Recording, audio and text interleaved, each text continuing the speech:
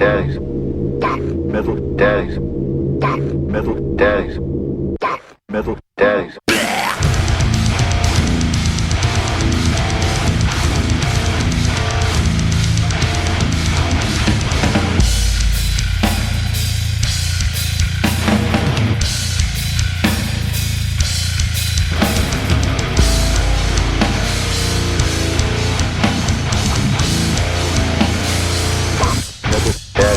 Come on. The world premiere.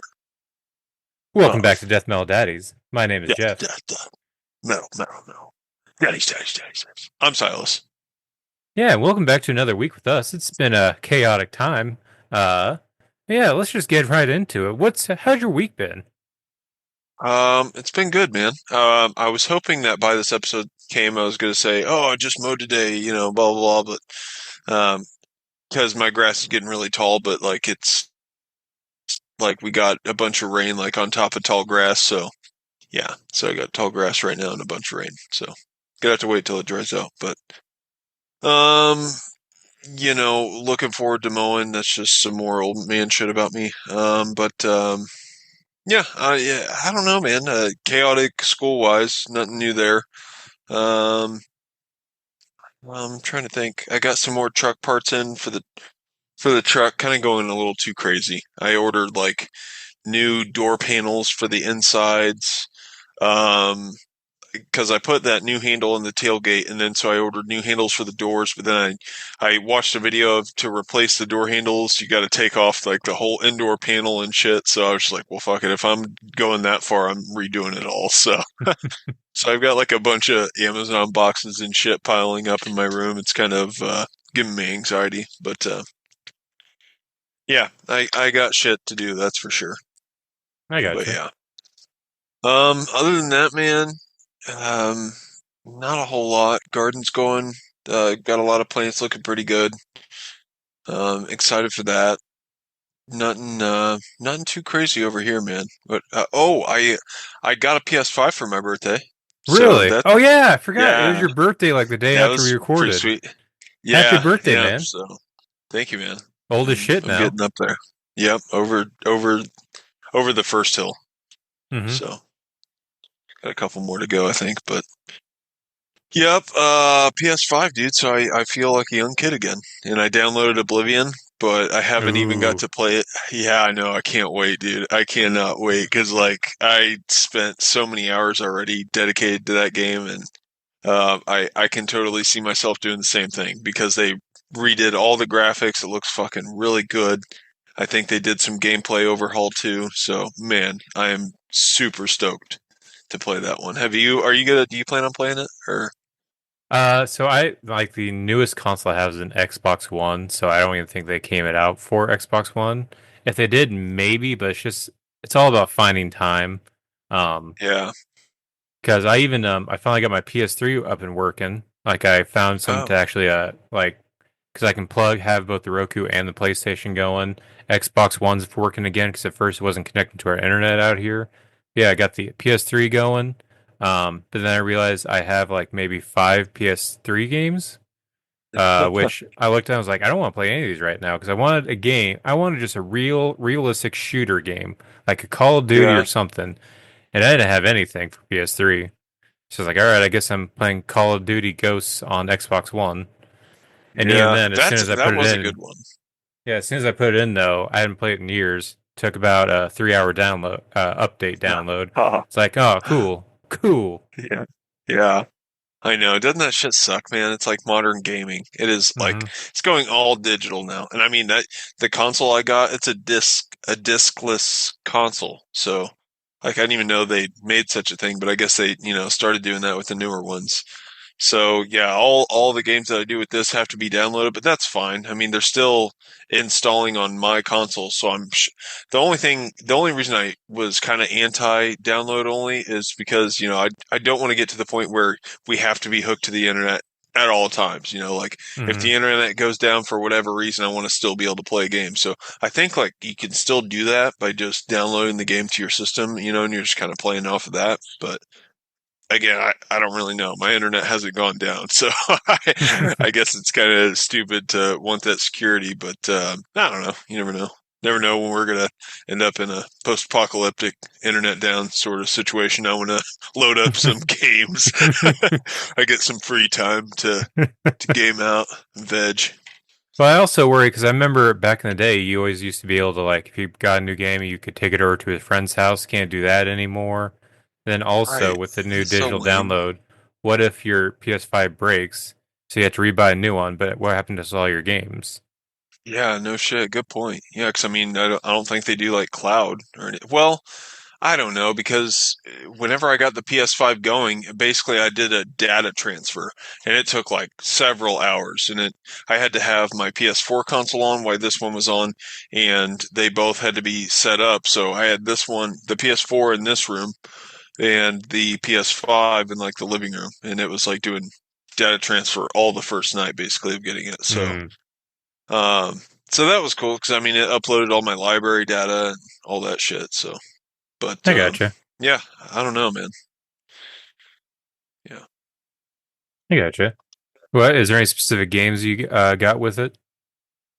Um, so I got this one that's free with it. It's called like Astrobot or something, and it's kind of cool. It's just a game that they basically make for the newer console, I believe, or I'm pretty sure it's like, one of the Sony things, but um yeah, it's just kind of cool to play around on that and like kind of learn the mechanics of the new controller and shit and um yeah, it's kind of more kid based, kid friendly, so like I let Lux play it and stuff. She seemed to like that. So anyways, that's cool. But I got Warzone downloaded. I've already been playing that, and the difference between the PS4 and the PS5 is pretty crazy, man. Like it makes the PS4 seem so clunky. Um, but so that's been pretty fun. Then I also got Madden, and Hmm. then Oblivion. I haven't played Oblivion yet, but I played Madden, and that's pretty sick. So I yeah, gotcha. I gotcha. Yeah. Um, Over here it's been very chaotic. yeah. We had my daughter's birthday party Sunday. So this is the first time we had like a big gathering at our house. So the Okay. entire week leading up, we were cleaning everything we could. And it's one of those things that there's a lot of big things we just kind of like ever since we moved in, it's like, all right, this is just kind of how it is. Like we had this my father-in-law's old dryer and we put like old TV stand on it. We put a bunch of stuff on it we didn't want, and it was just blocking like this entryway from like the dining room to like this hallway to the front door. It's just always been there. It's just like, well, we never go there. No one uses the front door, we use the garage door. So I had to move that. Then we also have this other giant entertainment center with this like giant tube TV, which is I want to say at least 70 or 80 pounds. I Damn. had to carry that downstairs just so it's out of the way, like in the basement. Then I took the saw to the entertainment center, so we used half the bottom half. It's like, hey, this is nice for our new TV, and the other one's just outside. So, just a whole week of stress. Like, do we have time to Nice. clean everything before everyone gets here? Damn. So, got all that taken care of. Party went off without a hitch. It was fun, good seeing That's cool. family and stuff like that. I see my daughter happy. Then today, Danny and Nanny both went to Florida because Danny's having a photo shoot and taking Nanny with her for a kind of like a birthday fun trip. So it's Oh me with wow. the boys up until Saturday. Oh So boy. it's just Wow. been a little chaotic, just making sure Yeah. everything's good. I can imagine, man. Damn. Yeah. So are they both out right now? Or Jensen's in they my have bed. I'm set letting him sleep with me right now. He's watching Harry Potter to kind of help fall asleep because otherwise he's just gonna lay in my bed like Daddy's gonna come eventually. Yeah, It's right. like gotta leave him preoccupied, but he'll fall asleep during Harry Potter. Theo just went to bed normally, but Nice. That's probably awesome, expecting dude. a That you phone got call. What's that? No, I was just gonna say that's awesome you got sleeping kids, dude. Because non-sleepers, they make a difference. Yeah, and that's well. This is also kind of a trial test because new things are happening with Theo with Danny being gone. This will be the first time that we are actually weaning him fully off the titty. Uh, Oh, because okay. usually, like in the middle of the night, he'll wake up and I'll give him to Danny, and Danny will like just that'll be the only time she does it to like ease him back into sleep. Uh-huh. Uh, Now it's just me. I can try the titty, but Yeah, he's gonna be very pissed off when he just gets skin and yeah. hair. Gets all the hair. He's like, what the fuck? Yeah, So there's that, and then nice. we're also doing a daycare for a couple days starting Thursday and Friday. So that'll be the first Oh, time he's okay. ever gone to a daycare. Oh, wow. So we'll see how it all goes. And then we also Yeah. had all the tornadoes down here this morning. Uh, Oh, shit. Okay. I didn't even know there was some going on today. yeah, there was a huge storm at about 9 or 10 o'clock. Here it was really bad, but we didn't have tornado actually where we're at. It was all in like Springfield and Republic areas, so like 30 minutes away. And I actually Okay. drove up to Springfield to drop off the paperwork for the daycare, but the daycare was closed. I'm assuming for the storm. Then I realized, oh, all the power's out for all of Springfield. The traffic lights were all out. Oh, I shit. even I even was trying to stop for lunch, and then I saw the lights for all the businesses were all off. I even took a back road, and like there's trees everywhere, and You're like cruising through a tornado warning. just I just want some Burger King, bro. I got a sleeping baby who's gonna wake up hungry. Come on. Oh, do. Oh, down tree over there. Oh, that's interesting. Well, yeah, that's the thing. I went through this back road, and there it was like just a residential neighborhood going to the daycare. There's trees everywhere. People are just kind of navigating through it. And there's one where it's like, all right, there's cars coming this way, this way. We're kind of taking turns and stuff like that. And as it was my turn, I drove. It's like, and see something. I was like, oh shit, we're all driving over a downed wire. Oh my gosh. Holy shit. That It's like no is one's blocking this crazy. off. Jeez. Yeah, that's nuts, man. I feel like I seen one of them not too long ago, but they had like a police car off to the side with their lights on just to make sure people like didn't hit it or something. So Yeah, they that's had it on scary one of though. the exits from Springfield to Republic, which is the one I usually take, but they closed it off because I guess the pole actually came all the way down and the wires are actually like hanging like 20 feet lower, and we're actually on the guardrail up the ramp. So I had to go Damn. a different exit Holy home. shit. Yeah. Yeah, it was a somewhat big tornado. A lot of the giant billboards were taken down. Giant, like Wow. those giant gas station signs they have for the highway. Some of those were blown down. It was Jeez. a It was a big thing. Yeah, I wasn't even aware of that today. It was basically just kind of small spurty thunderstorms where we're at, but Yeah. that's crazy. I hate tornadoes, man. They suck. Yeah, it even because Danny flew out of St. Louis, but it delayed her flight by about 3 hours, Oh, which okay. I'm already nervous about them flying because of all the Yeah. plane stuff going on. Yeah, no shit. So it should be Yeah, getting a what's the phone deal call with about that? 11. Um, It's like fucking 2024 hits and it's just like, crazy pilots everywhere. well, I think it was Crazy so plane originally. year. I think it's Boeing, because it seemed to that's where all the stories were coming out first. Like it kept being all these Boeing planes, and what I think is probably happening is a lot of cost cutting stuff. Like they'll like, oh, Mm. we can, get this part, but that's expensive. Let's go for a cheaper version, stuff like that is what I think a Yeah. lot of it These guys is. don't need this training. Well, that Yeah, and let's skip also this training day. we could get steel bolts or we could get the cheap metal bolts. Which ones do we want to use? Let's do the cheaper ones. Because Yeah, right. didn't last year like a whole like emergency door like blew open mid flight or something, just unprovoked. Shit, I don't know. Like probably. I feel like I've seen that. Yeah, that's crazy, man. That's a scary line of business too. Hmm. Fucking flying people thousands of feet in the air. And I know they I say it's still have not safer. flown. You haven't flown ever? I've never flown, dude. Yeah. I would say it's great, but then you have all the stress of like getting through TSA and just waiting, making sure your flight isn't canceled or delayed, having to deal with all these Yeah. other people who are tired. Yeah. It's It sounds great. like a fucking pain in the ass. Yeah. Yeah. Other than that, I did start playing Skyrim recently again because Oh, nice. since my Xbox One is working again, uh, yeah, played that. I tried to play Call of Duty Ghosts, and I realized how much my skills have deteriorated. Because I tried to play campaign, and I kept dying instantly. It's like, man, even on the campaign, I can't. It's a good thing no one plays Ghosts on Xbox One anymore. Yeah. Otherwise, I would embarrass myself on live.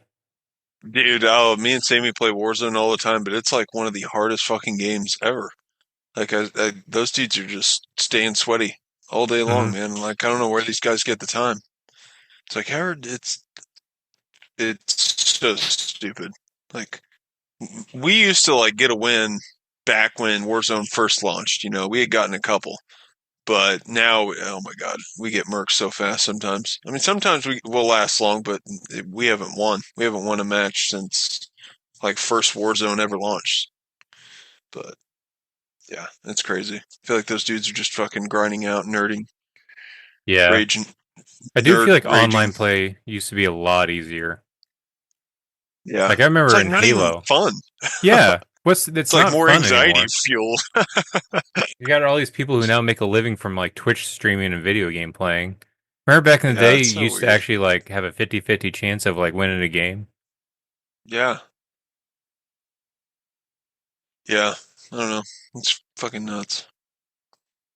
Yeah. Um, Other than that, are you ready to get into some new releases? Yeah, dude, let's do it. What are you guys listening to?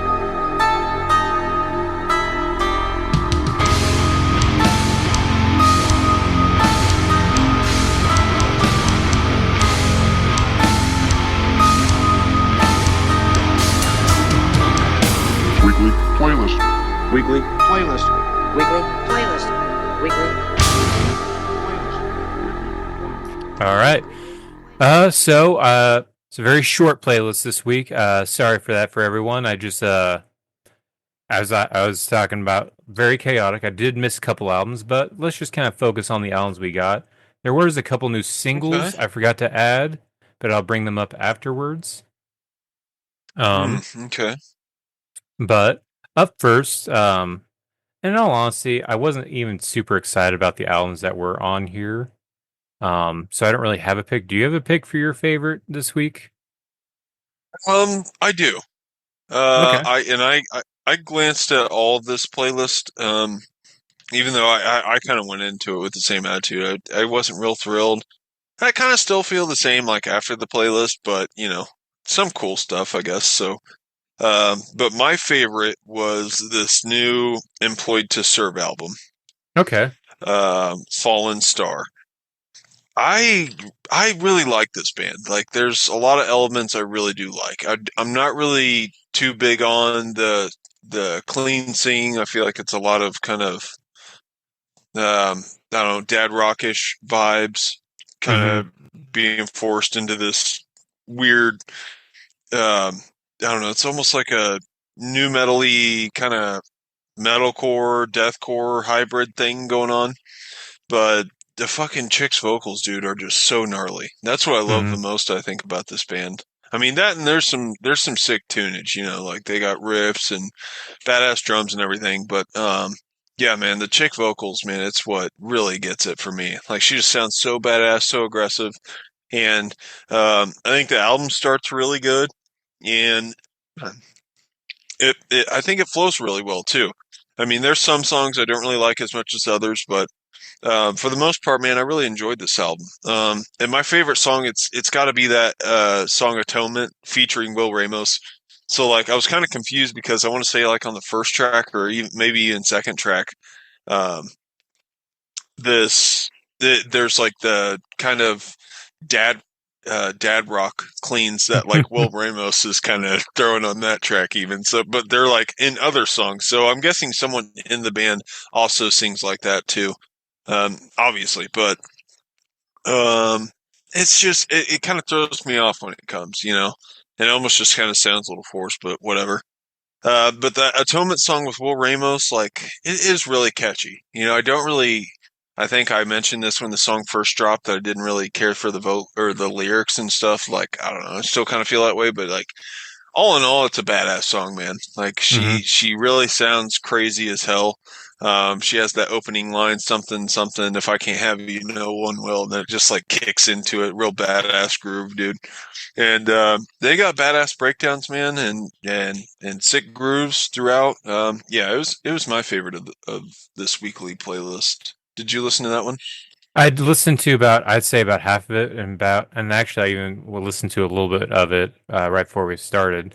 I will say it does start off strong, and I do get a little bit of mathiness from this band, and that's kind of what does draw me in.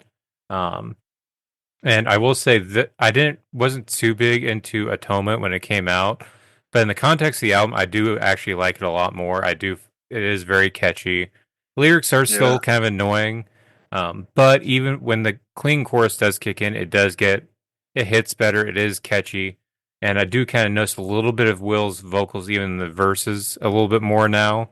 I don't think I really yeah. caught it the first time through, but Yeah, he I does want his nasty lows in it, dude, and I it. didn't catch that the first time listening to it, but he comes in like with his nasty shit. He does highs and then lows and then or lows and highs, lows and highs. Goes back and forth with it, and it's a really cool mix for this band's sound. I almost Hmm. kind of wish that there was those vocals throughout, like this Hmm. whole album, because I think it really fits, and I think it makes it even more kind of sinister sounding and really Yeah. sick. But yeah, dude, I think that was a really cool feature.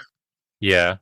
And also, I don't know if it's Break Me Down or Familiar Pain. It kind of starts off a little bit, kind of like with Atonement, kind of a little bit dad rockish at first, but then it slowly progresses into more like the mathy and new metal stuff that it kind of gets a little bit better as it goes. And I kind of like that because it start off me hating it, but when the song progresses and makes me love it, I do kind of like that. I'd rather be that Yeah, way than the reverse, where I love it at first and then it starts to suck near the end. So if sure. that kind of formula works a little bit better for me. But yeah, it was pretty good. Uh, Nice. yeah, and that is Fallen Star by Employed to Serve. Um, Anything else you want to add to that album before we move on to other ones? No, I don't think so, man. All right. All right. Other albums we got. We also have the new album from the German metalcore band Caliban with their new album Back from Hell. This has a couple features, some big names. You got the guy from Mental Cruelty, the guy from The Browning, and Joe Bad from Fit Hmm, for an Autopsy. There are some pretty heavy parts, and I've never been super into Caliban, but every now and then I check in on them. I do feel like in this album, they've done a good job of like keeping up with the Joneses when it comes to sound wise. Still very modern. They're sure. keeping up with the heaviness. The only thing with me though is it's still not connecting with me as much. I do like part of Guilt Trip, especially Mental Cruelty's part on it. I really like. Other than that, this album didn't really stick with me. What did you think of this one? Did you listen to this one? Yeah, I did, and I pretty much kind of right in line with you. I think that it's a really good metalcore album for modern day. I think they're doing a really good job of sticking with the genres and um, staying fresh. So yeah, they had some cool moments. They got some cool breakdowns and stuff, but I think they're kind of just staying their lane. You know what I mean? They're not Mm-hmm. really getting slammy and or uber deathy and stuff, but it's just doing what they do, I guess. So Mm-hmm. yeah, I thought they got some cool sounds on it though. Yeah. And that is Back from Hell from Caliban. Um, Up next, this is a big release that we were kind of talking about. We even had a whole podcast episode just talking about this band. And that is the new album from Ghost. This is their sixth album, I want to say. Skeleta. Something like that. Hmm. Yeah. I'm kind of on the fence with this album. There's parts of this I really like, and parts of it I'm just kind of bored with. But I'm really enjoying the. I get a very '80s vibe from this album.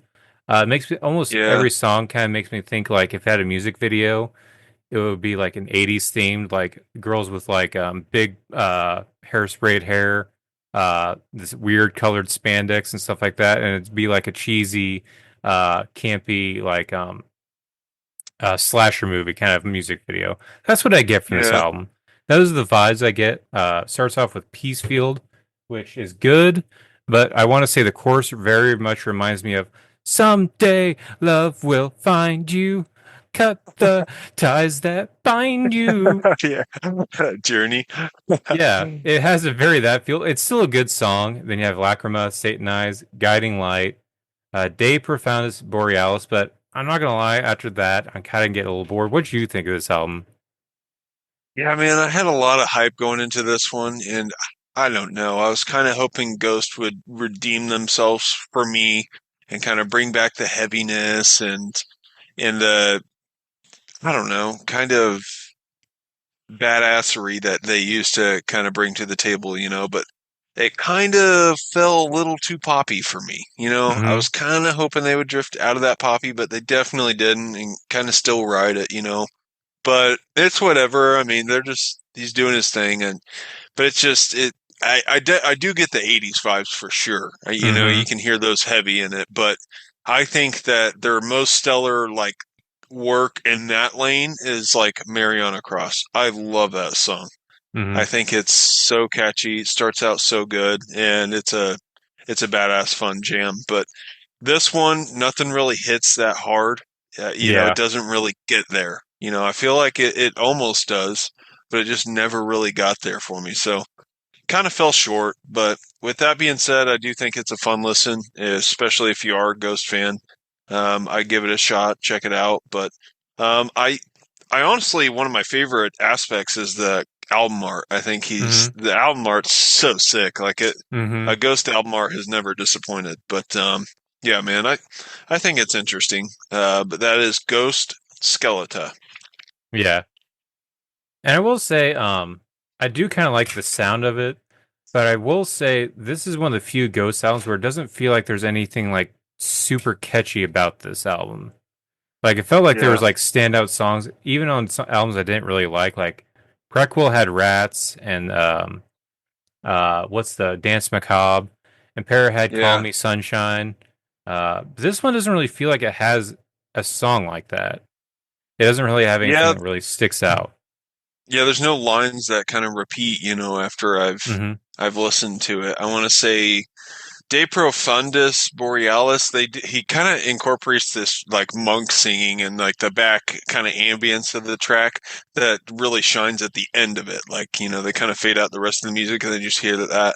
I thought that was really cool aspect. Like they do some really cool stuff like in the background of it that really just kind of brings it all around. But Guiding Lights, I think that had a catchy line, something about the light. But and then there's another song, "The Road Is Long." Do you remember something about the road, but the road is long or I something? don't remember I don't know. I because might be this album able didn't to. really stick with me. Like it's one of those ones I remember listening to it and the vibe I got, but there's not really a lot. Even the songs I listened to multiple times that I can say, oh, this is where it's for that that's from this song and stuff like that. There's not really like identifiable parts for me when it comes to this album. Yeah, yeah, I can see that. I don't know. I can't find the one I was thinking of, but there's good moments, man. But it almost kind of doesn't doesn't get the Yeah, big boom for me. yeah, Yeah. same. Yeah. Let's move on to our last album of the week, and that is Unatoned from Silas's favorite band, Machinehead. I I, I don't know, dude. I've never. This band has a really big following, and I've always tried to understand it, but I've never been a Machine Head fan, man. I never have. I don't know that I ever will. I mean, I tried to listen to this. I tried to like it. I forced myself through a couple songs, and I was not feeling it, dude. I just absolutely was not feeling it. I don't know. So they got cool riffs. I Hmm. definitely do hear some cool riffage. And back in the day, I remember I don't know what song it was, but Machine Head, I want to say, released a song that was very similar to the structure of "Love" by Strapping Young Lad, and it was one of the a headline, clickbaity headline like, "Oh, Machine Head rips off of Strapping Young Lad's Love," blah blah blah, yada yada bullshit. But it turns out like Strapping Young, like Devin Townsend, he wasn't offended at all, and his statement about it was real respectful. He was like, "No, yeah, it may sound like the song, but it's not the same song." So, anyways, it ended up basically going nowhere. But like, I've always given Machine Head songs a shot, but in thinking that I'd find something I really hold on to, but not really, man. I'd say the riffs, if anything, but that's probably about it. I mean, yeah, the drums are good too, but uh, just not really a super big fan. So I don't know. I definitely didn't stick on this album much at all. What about you? So Machine Head, I feel like I kind of like them. They're like I like some of the songs from The Blackening and even Unto the Lotus. And they have a couple good songs from their debut, Burn My Eyes. And I even watched a video where he's talking about like the big albums of his career, and he talked about this album too, which I do have a lot of respect for Rob Flynn, even though he does do some cringy things, like Yeah. the spoken word we talked about a couple episodes ago. But he is kind of like he is big in the metal scene even outside of Machine Head. I feel like he's a like B tier version of like Jamie Josta, like more of a not as known but kind of more in the background because he was even in the band Violence, the old school thrash Bay Area thrash band for a couple albums, and then started left and started Okay. Machine Head, which originally was they were originally just like pure like groove and new metal. It wasn't until like the Blackening they started incorporating more like thrash and stuff like that. Which for me, that was the album that introduced me. I still love the song Halo from that album, which I think is probably the song that people compare to Love by Strapping Young Lad, which I can see it, Okay. but I learned of Halo first and I love it. It's a long 9 minute long song, but it's epic as Wow. shit, sick ass riff, especially the ending with it's the riffs played normal speed, but the drums start with the double bass over it, and he adds a little pinch harmonic into it. Oh, I love that shit. But Oh yeah. when it comes to this album, though, there are some parts I like. I still like some of the riffage and some of the grooves on songs like Atomic Revelations. Unbound has some pretty cool stuff. Sometimes his vocals are okay, but all in all, I really am not a big fan of some of the booming choruses he does with his cleans.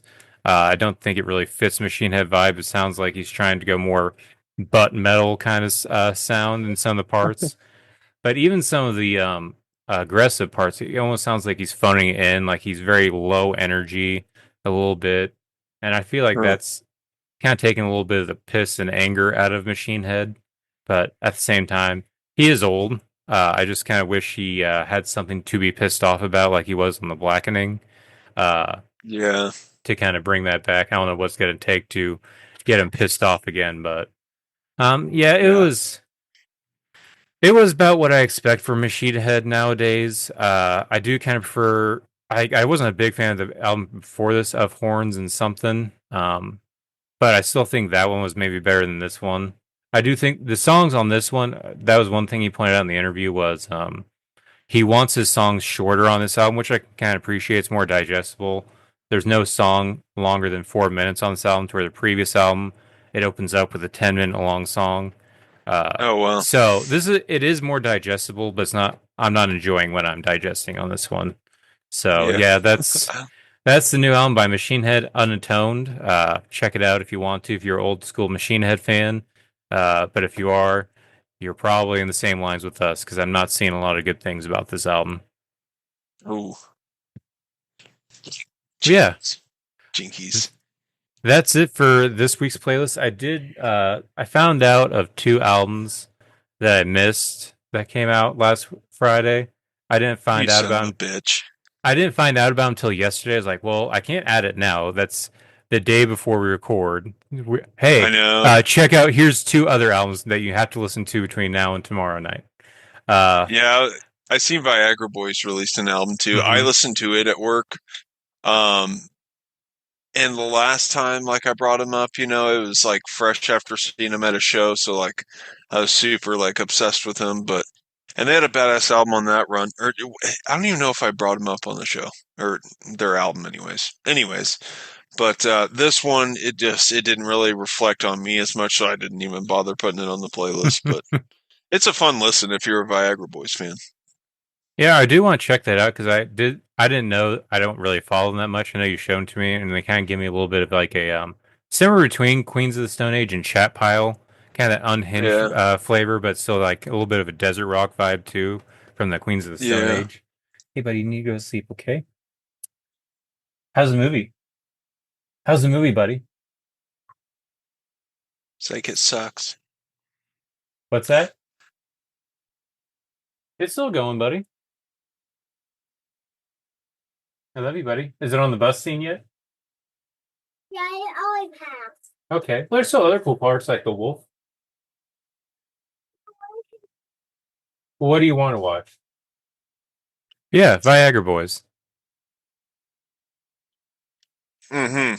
I was interested in checking it out because I saw Fantano posted a review on it and he wore his yellow flannel, which means it's always an album he loves. So I'm interested to check it out. Oh, really? But, yeah. Does he That's how do that? Yeah. If he wears a yellow Wow. flannel, it means he loves the album.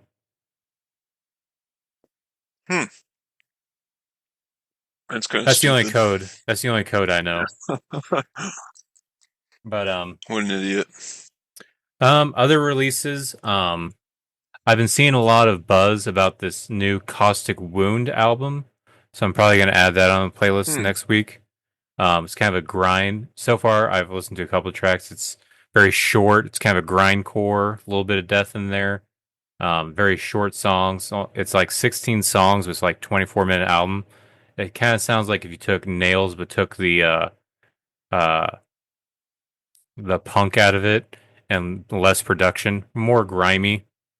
So I think that would be a good one to Okay. add. And then also, I actually have a late release I kind of want to put on there probably. Neural Glitch is this band's name, and they've been getting thrown out there all the time on this like tech death page that I follow. But this came out back in January on the 6th. okay. Yeah, and it's like Uber tech, crazy type shiz. I listened to it once and it was really solid, but I don't think we covered it on here, so that'd be a No, it good one doesn't too. sound familiar. Yeah, if you wanted to, whenever I send the playlist, if you want to, because I send you a collaborate link if you just want to add Yeah. it whenever I send it to you. Okay.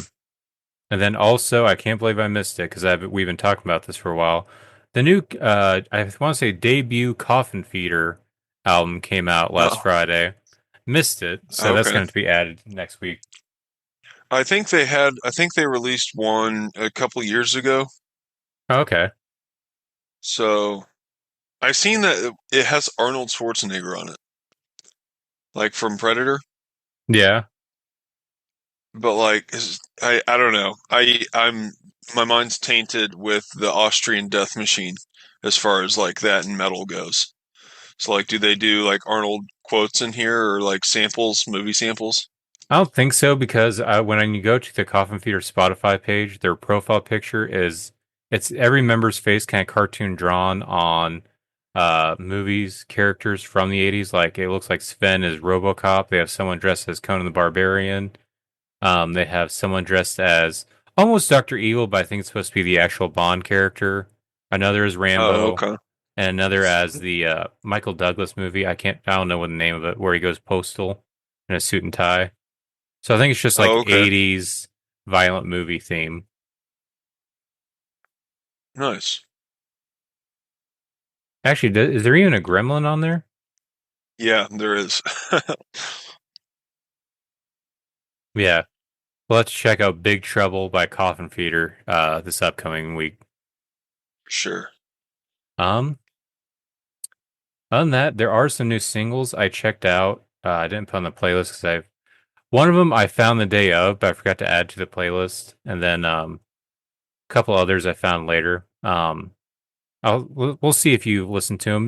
Did you hear the new King 810 song called Rust Belt New Metal? No, I heard about it. I did not scope it out.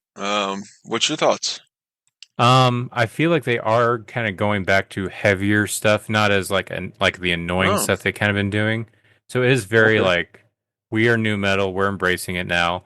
And also borderline political, because he's complaining about Obama coming and taking pictures but not fixing their water, complaining about sending money to the people of Gaza and to Israel when Palestine, Ohio got nothing, stuff like that. Uh, so that was a Huh. little weird for me because I don't really think of King 810 as political, and I don't think we align politically. So it's always going to throw me off a little bit, but either Hmm. way, I mean, do kind of like where it's more aggressive, and I do kind of like it a little bit. But I do recommend That's checking cool. it out. It's Rust Belt New Metal coming up. It looks like for a new album, I think just called Rust Belt New Metal. So they are embracing it more, and I have seen some more videos. I guess the guy, I forget his name, the singer from is it Make Them Suffer or the newer one with the big singer? Oh, let them suffer. I think so, yeah. He keeps going on stage and like singing their part songs with them, so I guess they're becoming good friends. So I think he Oh, is okay. embracing more of the actual metal side of the band, so that'll be nice to hear Nice. again. Hell yeah. Yeah, man. They ripped like whenever they were going heavy, dude.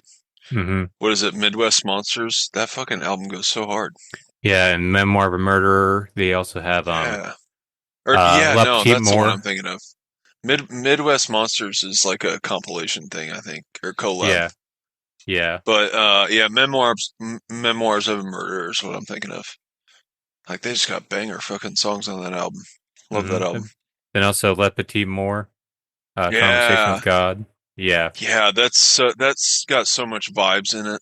Hmm. Like just that song alone is just like it's so dark and Hmm. it's like heavy in its own way, you know. Hmm. Yeah. So yeah, I'm glad to see King at 10 kind of almost returning back to form a little bit, even just a little bit heavier, kind of embracing their new metal Oh yeah. identity. Um, I'm excited to hear ano- that. yeah, another new single. So this was a surprise. So let me build this up because this is a big deal, at least for me and people who also Okay. like this band. So there's this band called Deadguy. I think I've talked about them a couple times. They are a pretty much the pioneers of mathcore. They came out with an album called Fixation on a Coworker in 1995. If They are almost like sound-wise kind of the connective tissue between Dillinger and Every Time I Die. It's mathy, but kind of somewhere closer to Every Time I Die, as whereas Dillinger is like you can't call him anything but math. So somewhere in between. Um, they Okay. released that one album, then an EP, then they broke up in like 99 or 2000, something like that. They got back together, I think, like last year, the year before. Started playing some like reunion shows because people are finally appreciating them for what they were. Because that's kind of when I found out about them, when there's more people finding out about this band. So Right. they just released a single today called Killing Fee. Uh, Ooh. Building up to a new album, first in 30 years, uh, coming Wow. out June 27th, and it's called, now I gotta look it up, some about Travel Dead Guy. Not Dead Kennedys, Dead Guy. That's good. You're gonna get some crazy results, I bet. Here we go. Near Death Travel Services. Uh, for Dead Guy. And this song is awesome. It pretty much it sounds like they never stopped. It sounds just like Nice. Fixation on Coworker, just cleaner, newer production. It sounds like there's nothing wrong with what we were playing back then. We're just gonna keep fucking playing it, and it's Oh yeah. awesome. So I yeah, don't think I ever listened to them. it's they're a weird, obscure band because, like I said, it's one of those bands that's from 1995. I had never heard about them Wow. until some video was kind of explaining like Every Time I Die sound. Hmm. So then I checked them out. I was like, ooh, I like this. This is cool. Yeah. Check out Kill Fee, new single by Dead Guy for their upcoming album, near-death travel services. And if you're new to Deadguy, like I was, uh, go check out their old album, Fixation on Coworkers. It's got some bangers on it. Starts off with Doom Patrol. Other good songs, Die With Your Mask On. It's a fun, cool, old-sounding album. If you don't like the old sound, check out the new song. It's got the newer production, newer vibe. It's awesome. Check it out. Oh yeah. Do you have any new singles you want to bring up? Let me see what I've been listening to on Spotify just to double check. I don't think so though. I think pretty much covered all the new stuff I've been hearing. Yeah, no, I ain't got nothing. I gotcha. Actually, Oh man, I did have a disclaimer I wanted to announce about our Carnifex episode. I feel like I failed to really listen to that first album EP, whatever it was again, and like it just came through. I was jamming a playlist one day, and this heavy ass song comes on, and I was like, damn. And then I recognized it was Carnifex vocals, but I was thinking it was one of the more modern albums. But dude, this was Light in My Face in '09 or whatever, like the first album that dropped, and I was like, holy shit, like the quality, man. I feel like doing a Carnifex episode, it was a failure on my end to not have noticed that and highlighted that comment, because man, they started out the gate strong, dude, with that album. I mean, the production, really, like the recording, it's phenomenal to start out like that. I mean, they really set the bar high, you know. So yeah, man. I mean, it just, that album crushes, dude. It's an absolute crusher. Yeah, and I do think part of that has to probably do with because we talked about it during the ranking, and it's kind of the same thing with Suicide Silence, to where they had a couple years of brewing time, to where it felt like once their first album did drop, they had all this pent up energy and a lot of almost like a chip on their shoulders, like we have to prove who we are, that we're gonna stand out from this crowd, and they delivered it. It's very out the gate swinging. For real. Like that song Light in My Face, like it's got so many different parts and like jams so hard, but yet still one of the fucking most crushing breakdowns at the end, dude. Like, oh, it's just so good. So damn good. Hell yeah. But anyways, I had to bring that up because I hate that I failed to really scope that out and catch that before we did the episode. Good. I did just remember, though, another song that just came out. Oh. Let me see if it's on Spotify. I know it's on YouTube because the band posted it, and that's why I listened to it. No, it's not on Spotify right now, so I guess I got to look it up off their Facebook page. But the slam band Putridity, who's awesome. I recommend everyone check out Putridity if you like slam, especially this album, Degenerating Anthropological Prophagical Euphoria. Awesome, sick, and demented. Even just the titles of the tracks. Like my favorite song is Sodomized Epileptic Chunks. It's a fucking sick album. But yeah, they just dropped a new song today, and it is building up to a new album. This new song is called Mors Mater Nostra, and it is building up to a new album called Morbid Atraxia. It will be released in late June. Get excited. What's this band called again? It is called Putridity. Like just the word putrid and then ITY at the end. Okay. Did you share this one with me or no? I did not. I just saw it today, and it's only on YouTube. It looks like it's not on Spotify yet. Oh, I see. Okay. Nice. I'll have to check that out.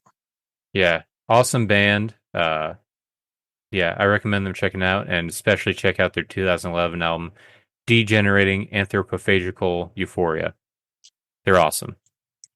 Yeah, that's it. Are you ready to move on to metal news?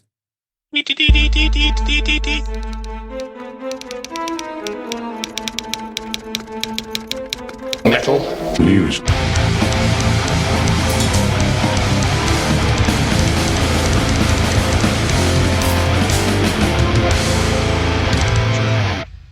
All right. Yeah. I don't have much. Metal news for me. I already talked to over with Danny. I am going to go to that Mastodon show next Thursday. So Oh, okay. absolutely, I'm Nice. going. If you want to come with, you can. I'm going, leaving straight from work, going there. It's on Thursday. Thursday. So that's The 8th. May 8th. Okay. Um, maybe. I don't know. Where's it at? It's in St. Louis. It's at the factory, which I guess is an outdoor venue, is how it's being labeled. Oh, wow. Interesting. Maybe. I'll have to let you know as we get closer. Because also, I found out, I looked at, because this is like a one-off show they're doing. They are going on tour with they're on tour with Coheed and Periphery. However, this is either like the day before or 2 days before the tour starts. So they're gonna Oh, have all the wow. merch. And they're gonna have Damn, yeah, all the true. energy. Very true. So And what if Periphery comes to do like a secret guest spot? that would be cool, but I almost doubt it because the doors don't open Yeah. till 7. Oh yeah, no, probably not. That would be sick though. But it is I looked into the Trying to openers. manifest it. The openers are Dead Heat, which I guess is like this California crossover thrash band. Young. I haven't checked them out yet, but that's what I'm seeing for biography. Then you got All Shall Perish, which Oh I've never yeah, been super into, but I think seeing them live would be cool. Never seen Eddie do vocals live, so that'd be cool. But I also yeah, feel that like would be with cool. these heavy openers, I feel like that makes Mastodon have to do a heavier set. True. So I'm Yeah, kind of excited and see that. if they're going to do it as a 3-piece or if they're going to have a fill in for Brent.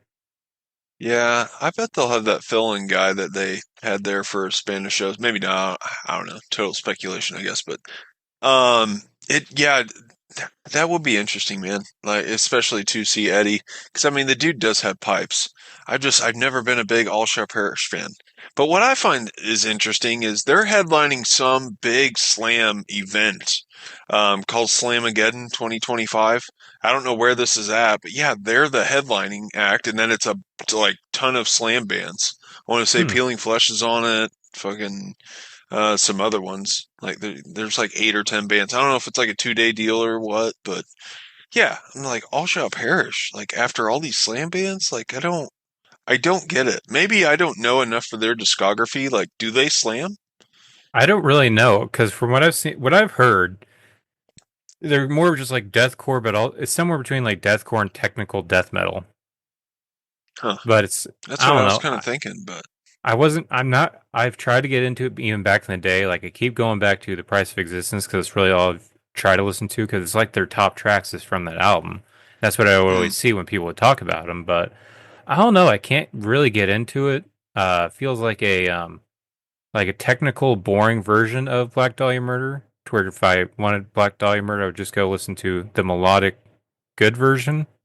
I don't yeah. know. Does that band have ties with Jason Richardson?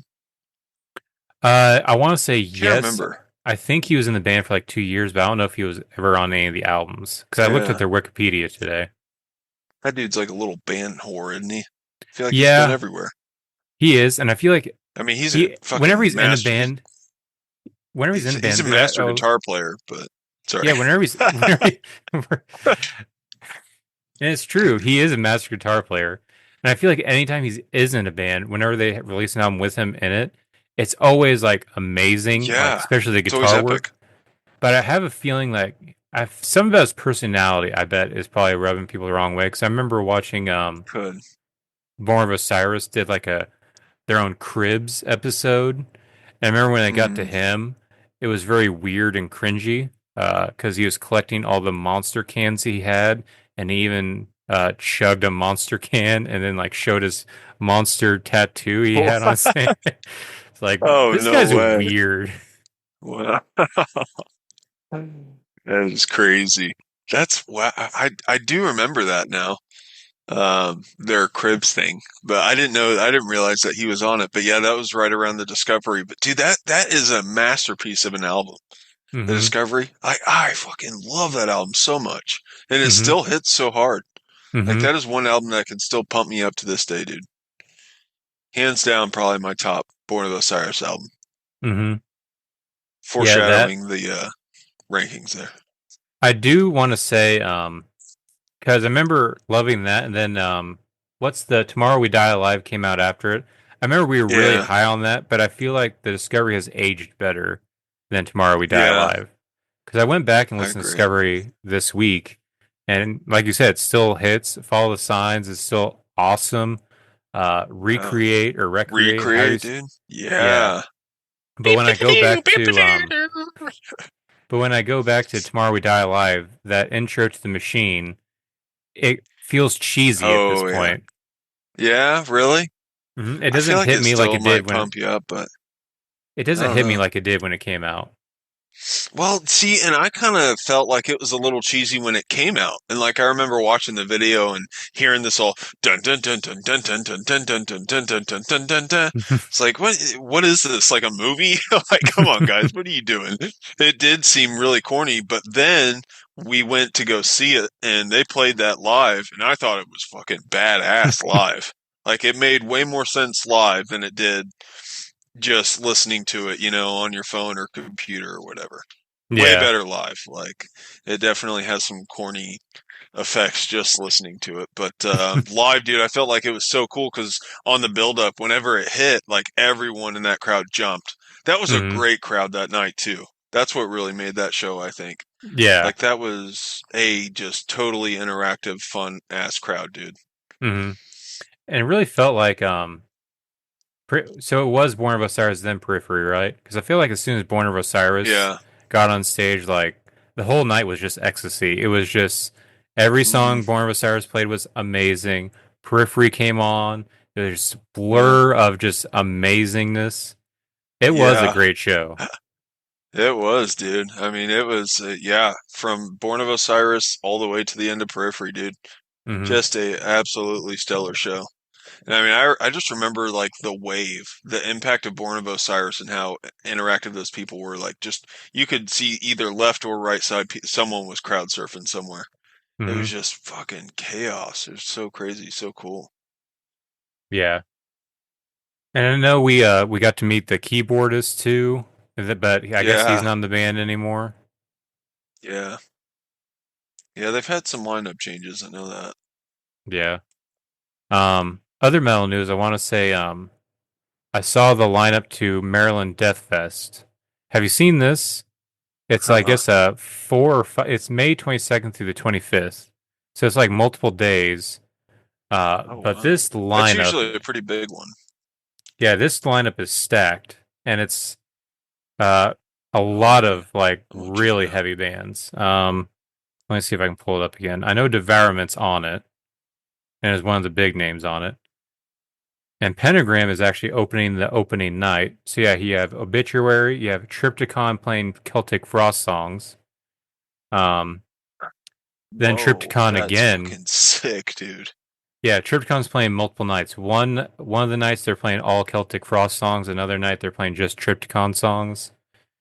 You got Paradise Damn, Lost, that Witchcraft, is Dark sick. Funeral, Asphyx, Unleashed, Nile, Razor, Tankard, Cynic, Incantation, Dragged into Sunlight, uh, Orange Goblin, Hyrex, Psy, Benediction, this band whose logo is the Taj Mahal with a couple of Hindu gods. I don't know what it is.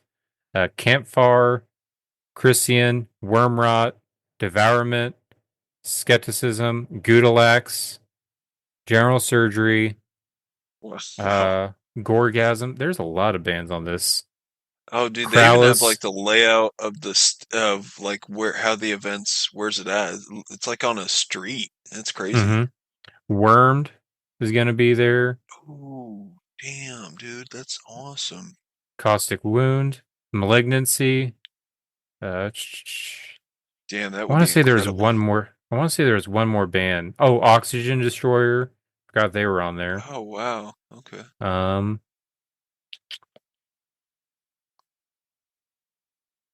I Oh, want to say that there's one band more Lick. band. I don't know who that is. We've listened to them before. I Have we? dug. They had like a last album I dug that I remember sharing to you. Yeah, I want to say they got some members from other bands or something like that. I gotcha. Damn, that's pretty sick, man. That looks awesome. They really pulled a bunch of like European bands. Mm-hmm. That is that's almost worth driving to Maryland just to camp out for a couple days. Get to see For Triptychon play real. 2 sets, one Yeah, Celtic dude. Frost and one original, Yeah. and That's Gudalax fucking bad. Yeah, driving Godalax, in like with a porta potty vehicle. yeah, the underground legendary band. Mm-hmm. They're so interesting.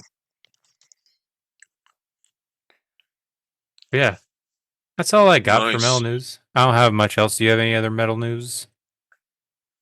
Um, no, I was gonna show you this. I don't know if you had maybe told me about this on the show not too long ago. I want to say it feels like reminiscent of that, but I finally watched this reel where I don't know if you told me about it, but Under Oath like Mm-hmm. performed a show as a totally different band. Have you seen this? No. Like they wore masks and stuff and like changed like had this weird logo, a totally different name, but they played a show like that.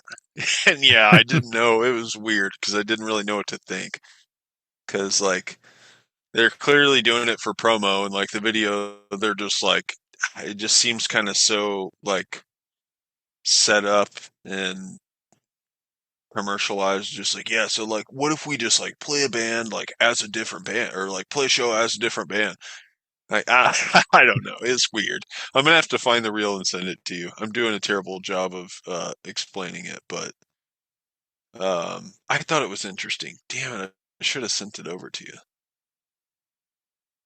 I I'm know gonna you see if sent I me can find it the real quick. I know you sent me the onion with the what was it? The some about the internet, but no matter what it does, it sucks your dick. Yeah, it's like a new Samsung headset that also I I don't remember what it does. It does like three different things, but also sucks your dick. It's so ridiculous, dude. The Onion is friggin' fantastic. Um,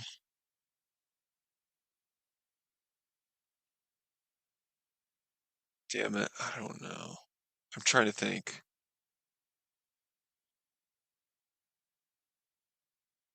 I know that I've seen this somewhere. I'm just trying to find it now. Google. Oh yeah, Under Oath. So this was February 20th, 2025.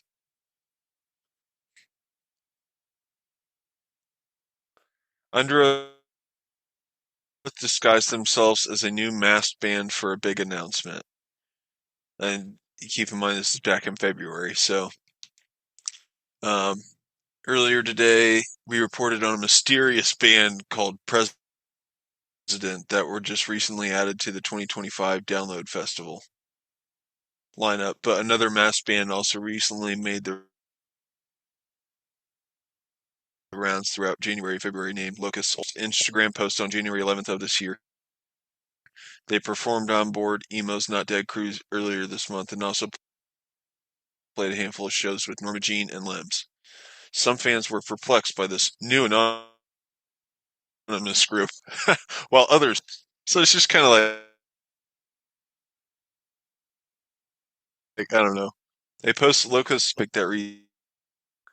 Yeah, reading this stupid shit is like lagging me up. You're good. So it's called Anyways, Locus Ultra. kind of. Yeah, but So I'll is it send it all? to you. Yeah, Locust Ultra. So they trying to be like kind of like the Locust almost, or at least look like the Locust? I'm wondering because they also wear I, masks. I don't know. Yeah, I don't know if they're trying to if they're writing totally new music as this or what they're doing exactly, but I don't know. It Hmm. just seems like a total attention grab was my kind of first I can see that first thought. because I feel like they are probably still hungry for that popularity they had. Because I know they still come out with new music, but no matter what, I don't feel like they're as popular as they were back in the 2000s. Yeah. especially since the breakup. Right. But yeah. But Other than that, man, I don't think I have any metal news. I gotcha. Yeah, I don't think I have any others. I just been today I was looking at so I'm off today and tomorrow just to kind of limit the amount of daycare I need to use because it's like $50 a day, which isn't bad, but anything to kind of save some money. But I have to be at work because we have drill this weekend, at least leading up to drill. But since I was off today, I was able to see more of when new albums are coming out, so kind of basic kind of a calendar around it. We got a lot of June is going to be a huge month for releases. Because we got even more now. We got the new Putridity. We got Nice. Deadguy. We also have that's when uh fuck Cryptopsy comes out with their new album. We also have Shadow of yes. Intent. We have Oh, that'd be sick. here I can scroll down my thing. Oh, Rivers of Nile. Yeah, Rivers That's of gotta be Nile, coming. Fallujah, Sodom, Malevolence, Midnight, Full of Hell, which is releasing an EP, but still it's a new release. You got Heimet from Heaven Shall Burn. The Shit of Hmm. God is coming out in 2 weeks, so that's actually coming up pretty soon. That's what the album's called? Yeah, the name of the album is called The Shit of God. Okay. Could have chosen Right on. anything else, but I Yeah. think The Shadow Elite would have been a better album title, but that's just me. Yeah. Man, he still is like going to war with those fucking protesters, dude. Which ones? Like Is it the they still Antifa? show up in flocks at the Behemoth shows overseas. It just seems like in Poland or whenever they play Poland shows or something, like, or maybe it's just anywhere over there. Like they just get flocks of fucking protesters, like, religious groups and shit. Oh. This man Satan, blah blah blah, you know. Well, I But know in Poland it's a lot more religious centered, and I want to say they even have blasphemy laws. So as yeah, opposed to over here, to where we have freedom of religion, they don't really have it as much over there. It's religion. There's no separation of church and state over there. It's the same with in Russia. There are such thing as blasphemy laws. You can be charged and go to prison for blasphemy and stuff like that.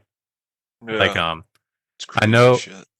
some people might remember the band Pussy Riot. It was like a big deal.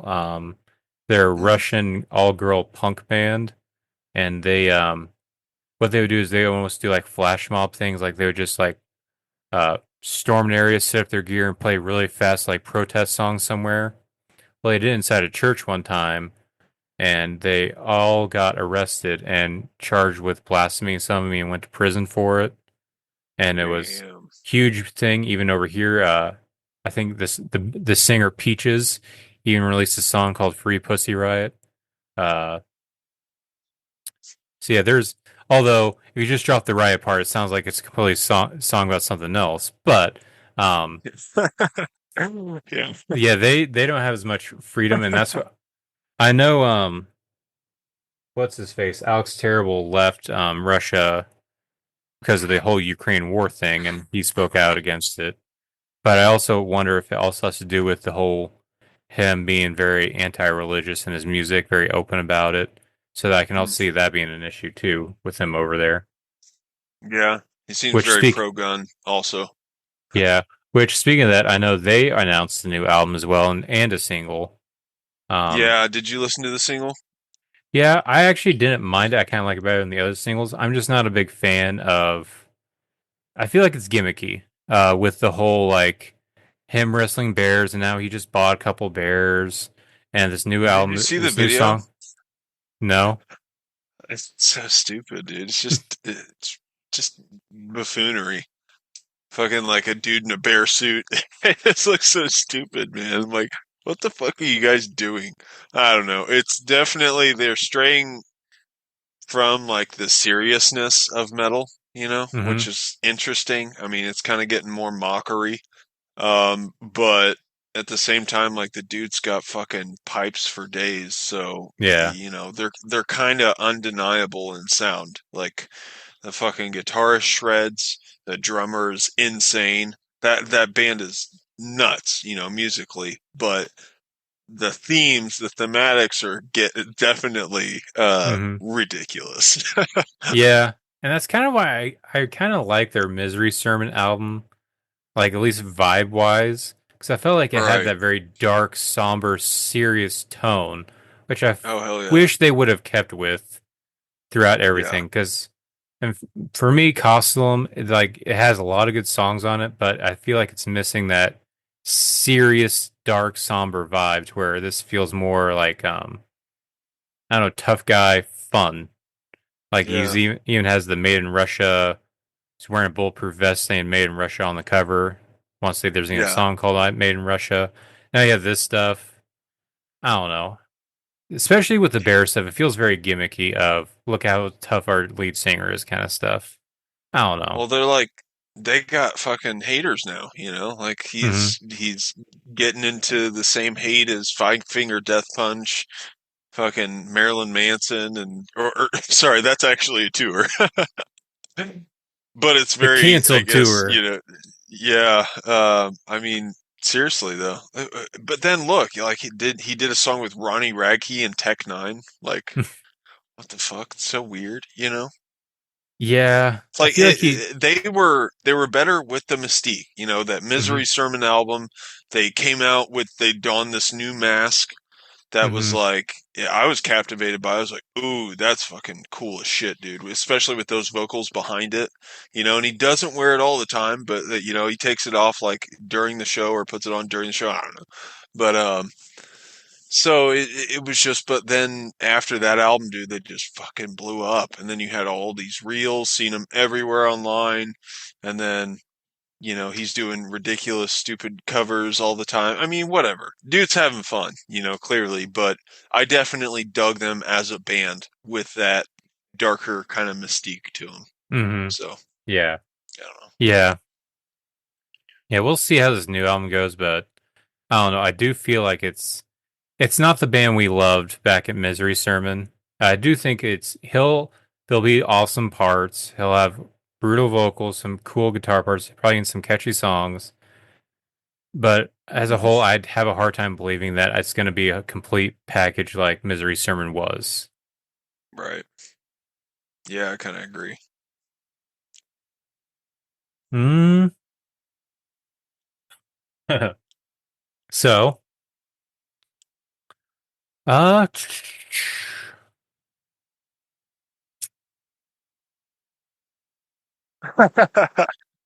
Let me see. Let me see if I um, was going to add something. actually, we can talk a little bit about some sports. Actually, I got two sports topics we could talk about.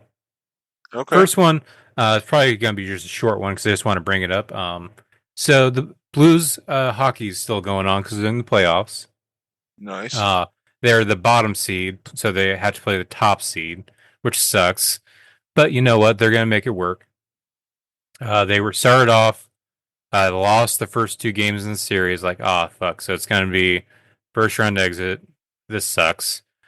But they've actually come back and is now tied 2-2. And in fact, Oh shit. they've made the other team pull their goalie both recent games for how bad he's been playing. Uh, Wow. Holy shit. I want to say it's like 12 total goals in the past two games against the Jets. And one thing I kind of forgot about is so the two goalies that are going against each other are also the same two goalies that played in the America versus Canada game and that Oh wow. championship thing. It's Connor Hellebuck from Winnipeg Jets, played for Team America. Jordan Bennington from St. Louis played for Canada. Even though now it's reversed because, well, Connor is American playing for a Canadian team and Jordan's Canadian playing for an American team. But they ran their top goalie, supposedly the best American goalie, out of the goal two games in a row. In fact, the Blues crowd, when they pulled him, said, "We want Connor." Wow. Like, awesome. So I'm excited. Game is back to just 2-2. Whoever wins the next two games wins it. So they play again tomorrow. So it's exciting time. Back on a level Nice. playing field. Sweet. That's cool. I don't follow.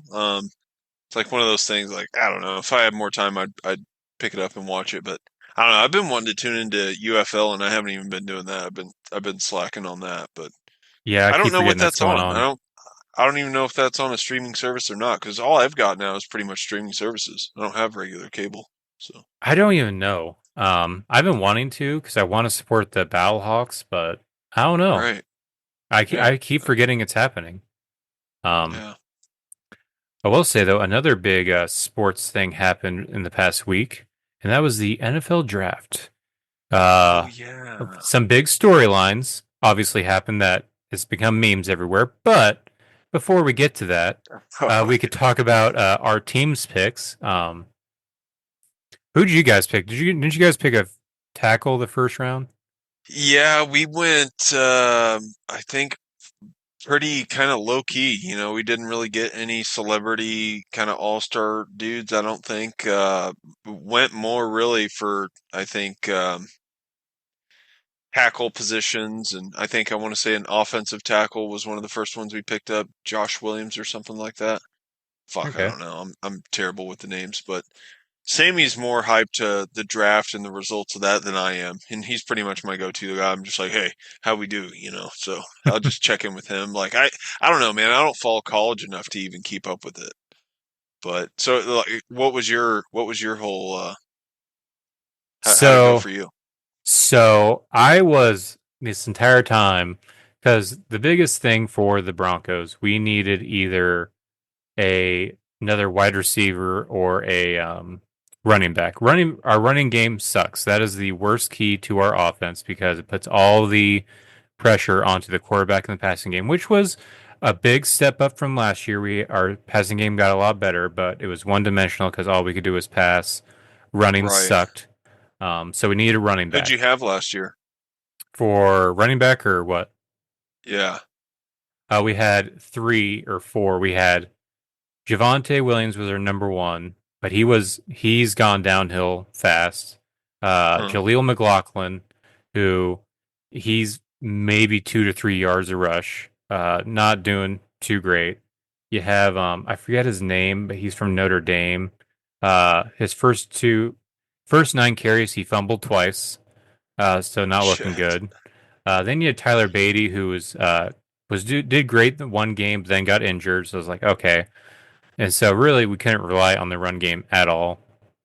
So this entire time, we're thinking, all right, we're either going to get a running back, so probably Amari Hampton, or a wide receiver because we need more weapons for Bo Nix. We finally have a QB. We have a couple good wide receivers, but we need some more. And instead, our first round pick, we picked a cornerback. When our star cornerback we just signed to a big deal, and he got Defensive Player of the Year last year.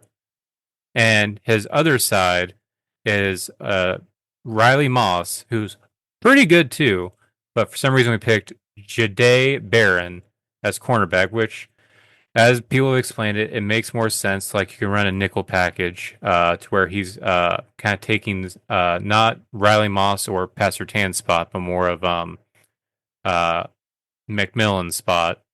So that way, when we went to playoffs and we played the Bills, we're not getting burned Hmm. like that. So we had the number 3 defense last year. He's supposed to push us up to the number 1 spot. So hopefully that fixes that. Okay. Second round, we got a running back, pretty good one. From what I understand, he could probably fill Sean Payton's scheme of having a joker player, which is kind of like someone who plays running back, tight end, and a wide receiver position, just depending on the play. Kind of a wild card. Okay. So that'd be Cool. good. Yeah. So yeah, I was very surprised and very what the fuck are you doing drafting a cornerback at first, but it makes a little bit more sense because it's also the idea of we're picking players because they're the best players, not because we have a need. We don't really Yeah. need anyone kind of thing. So that's a good feeling. Yeah.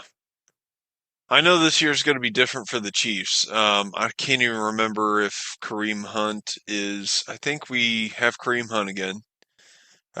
Pacheco, I think we got him again too. But man, he's had a couple injuries already now, and I don't know. I know that he hasn't been the same since he's been back, but And I want to say we picked up another running back, but wide receivers, I think we got Hollywood Brown, Rashi Rice. He's going through legal disputes and shit. Do you have Brown So anymore? yeah, we still got him. I think we signed him for another year. Okay. And then I'm trying to think of who else. I don't know if we still got what's his name? 19. Watkins? Shit. No, not Watkins. Well, might have that dude. I don't know. Damn, who am I thinking of? Dude always wears the earrings. Shit, I don't know. I know. Did you remember. guys re-sign Juju? I can't remember. Maybe. I can't remember. Because I want to say you guys lost DeAndre Hopkins. Oh, really? That might be true. I don't know. Because since he was a mid-season trade. Yeah, I haven't kept up with it enough, but should be interesting. That's for sure. Coming off of a loss like that, dude, we gotta come back with something. Mm-hmm. You know, we almost have to build our name back again. Well, it's one of those things like, what do you fix? Because what would you say was the biggest issue for the loss? Was it the offense, defense? That game was Mahomes. I mean, you can't throw back-to-back interceptions on your opening plays of your drives. You know what I mean? And clearly, that just shows that he was nerve-stricken in that game, dude. Like the hype got to him. Like he got fooled on that one, man. Like yeah, whatever they were doing worked, and he crumbled. So I don't want to say you guys might need another tight end because I don't feel like Kelsey was at that game at all. yeah, same thing with him, man. Like he didn't seem like he was in it either. I don't know. I'm pretty sure he's coming back this year. And I'm thinking he's wanting Super Bowl retire out because I thought, everyone was thinking he was going to last year, but he didn't. So I'm thinking he's hoping for one more Super Bowl win and then retire, but we'll see. Yeah, we'll see because this will be the third year in a row of kind of a Super Bowl hangover. Yeah, it's going to catch up. Yeah. I don't know, man. I'm thinking new dynasty. That's what I see in the Chiefs and Mahomes' future is new dynasty that takes, the same limelight that Patriots had. I mean, I think we are the new Patriots. I think we're probably the most hated now in the NFL, but I think that's kind of just started. I think that's going to be like that for the next 10 years, dude. As long as Mahomes stays healthy. I mean, he's a huge piece of the Chiefs right now. That's pretty evident, but yeah. I will say there was some other stuff going on in the draft. Did you keep up with the Shadur Sanders? That was the big storyline about the draft. Yeah, is that the dude whose tape got out and the combine totally fucking no? That was the pass. I want to say that was Tyler Shaw, who the Saints picked over Shadur Sanders. Oh wow, jeez. Yeah. So what's the deal with the Sanders guy? So he's like the son of Deion Sanders, and he was projected to be like the second quarterback taken in the draft. I want to say Mel Kiper was saying he was actually better than the number one, but okay, not true. But yeah, he was supposed to be like the second one, and I want to say he might have been in the race for the Heisman. I don't remember, but so yeah, he was projected to be the number one. But I always kind of had a slight issue with him because he was super cocky. And I feel like a lot of I will say he does have some talent. He's very talented. But I want to say a lot of it, I think, comes from who his dad is. His dad, nicknamed Primetime, has that attitude. I don't think he has the same talent his dad had.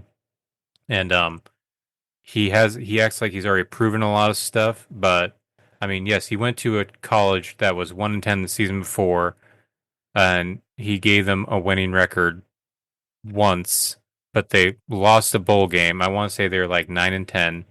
I want to say his record at that school was 13-12. but he keeps saying he's Wow. proven himself. He even created his own draft room at his house. There's like this huge room with like scribbles of legendary, his logo, which is like the S squared with dollar signs through the S. Um, What? he even had a hat rack of all the teams he thought could potentially draft him, which was like most of them. And some of them I thought like they're not going to draft you. They just got a quarterback. Why would the Vikings draft you? They just got JJ McCarthy last year. Why would they draft you? But okay, Yeah. he has his whole hat collection, and he dropped all the way to the fourth round or fourth or fifth round. Wow. So really, Damn. and depending on what number you're picked, also affects your rookie contract. So I'm pretty sure he spent more on his pre-draft party than he will actually get paid. Oh my gosh. That's crushing. Who picked him up? The Browns, Oh, jeez.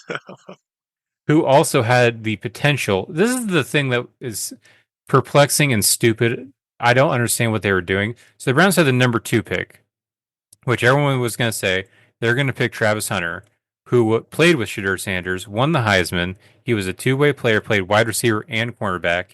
He's been Oh, making wow. demands like, if I'm going to play in the NFL, I want the team to understand that I want to play both sides because he's a Really? freak athlete. He's very good, and he wants to do it. Well, but the Browns were predicted to get him because he was going to be the number 2 pick, and they traded back and didn't get him. The Jacksonville Jaguars got him. But I felt like that if you were going to pick Shadur Sanders, which they probably didn't predict it, but not predicted him falling to the fourth round, but it would have been so much better if you would have gotten Travis Hunter and pick 2, and then his teammate quarterback in the and later in the draft. That would have been the perfect coalition Hmm. of everything. But Yeah. no. That's crazy. Yeah. That's interesting. Wants to play both sides. I don't see that really happening, do you? That's crazy. I don't. I think he's going to have to pick one. Yeah. They might try it, but we'll see. Because Yeah, I mean, I just like, dude, you need those breaks in the game. You could tell, like, whenever, the other team's offense is just driving and driving, and then, the other offense gets it, and then if they go 3 and out instantly, dude, that defense is right back out. Like sometimes they're yeah, like, oh shit, dude. So once a I team think gets momentum, man, that defense is just their stamina is just getting lowered. You know what I mean? and I think it's going to be a reality check once he actually does play in a full game. Because I think Hmm. they're probably going to be like, all right, yeah, we'll meet your demands, but fully knowing like it's not going to work this way. Because I guarantee Right. he's used to playing just the college level, but once he goes to the NFL level, everyone is faster. Everyone's giving their 100% fastest every play. So you Hmm. can't do this whole 100% for the full 60 minutes. You're not going to Yeah. be able to do it. Yeah. I don't think Also, so.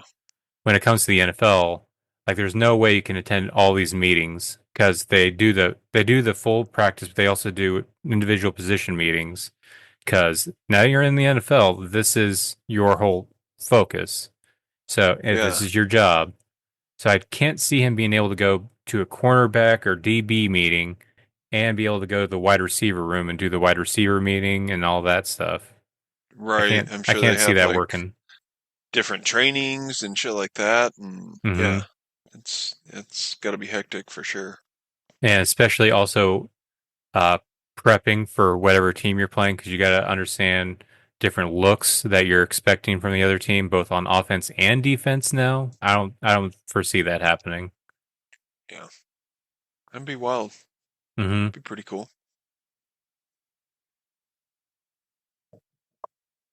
Who knows? Maybe I'm wrong. Maybe he will be one of the Yeah. probably the first Legendary. two-way player. No, that could be Legendary. pretty cool. Yeah. That'd be neat. Yeah.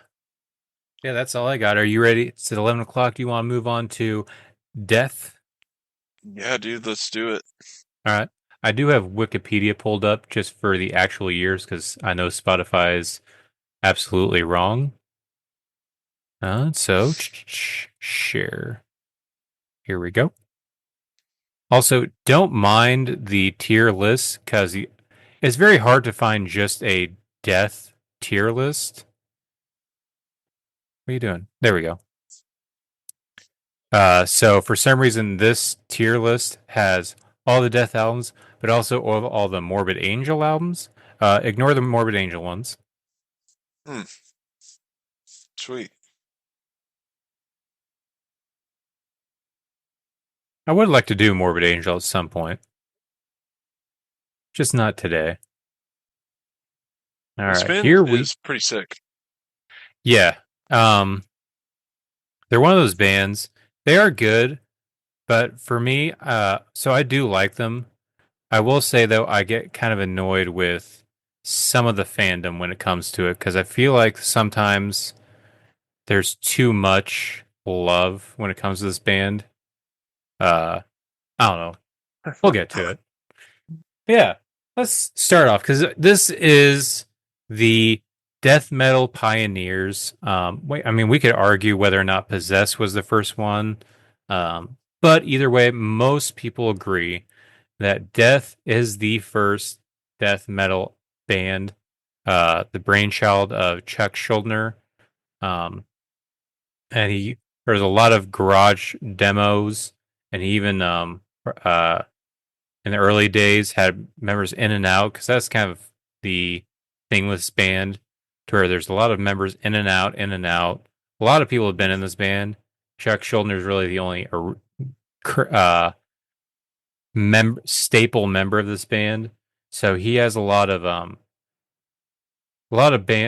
bands, big bands in the death metal and grindcore have their roots back to death. Like Terrorizer has roots back to this band, Morbid Angel, so on and so forth. So this is a big band. Without death, I don't think death metal would be where it's at today, obviously. But yeah, let's just start the very beginning of death metal times, and that's going to be 1987's Scream Bloody Gore. Oh yeah. This is it's a very raw album. Starts off with Infernal Death. Very poundy. It's the 80s, so the drums are very poundish sounding. But then you go into Zombie Ritual, which I love with that almost like an old Egyptian sound. Yeah. You got Sacrificial Mutilation, Regurgitated Guts, Torn to Pieces. This is obviously where death metal starts. It's still very raw. And for me, it is the big issue I have with death is it has a little bit of a flat sound with it, and it is very simple, but at the same time, this is a landmark album because listening to this album, I can't say it sounds like anything else. Like if I listen to Possessed, I can say, all right, I can see where this is a thrash album. But with Death, this doesn't sound like thrash. This sounds like straight up its own thing. And with that, you got to give Scream Bloody Gore its credit where it deserves. So I'm probably going to give this one an 8. There are some classic songs on here, and also what it did for creating the genre. What's your thoughts on this album? Yeah, dude. I was surprised at how good it was for being 1987. I mean, listening to this, it definitely opened my eyes as to why this band is so big. But I think they started out like on a really good track, man. It's definitely its own thing. You know, it has a lot more thrash elements than I expected. It seems like there's kind of like a baseline thrash that's in there, kind of with the guitar vocals and just I don't know, I guess the drumming too, but but it's a good album, man. A good start, I think, for what they were doing. I would probably give this one an 8. Okay. So it's right here at 16. All right. Moving on over, we have their second album, and this is I'm going to probably say this over and over again. This is a big album for Death. This is just a year later. They released their classic album because there's different fans of Death because there's different aspects of Death. Fans of the more straightforward death metal sound of Death This is their kind of their big album, and that's going to be 1988's Leprosy. Um, Big album, uh, lots of classic songs on here. Kind of taking what they did with Scream Bloody Gore. Production's a little bit better. It is still 1988, but they had a couple tours under their belt, and obviously some new members. So Chuck decided to kind of have more of a theme, a little kind of, and not really a theme, more just kind of still focus on death, but more real world stuff. And that's kind of what death is kind of becoming more about with from this album on, is to where instead of like talking about like demons, ghosts, and all this weird stuff, he decides to focus more on real world stuff that is genuinely scary. Because if you talk about more about real world stuff, it is scarier because it's stuff that could actually happen to you. So he has Spooky. the classic track Leprosy, the title track.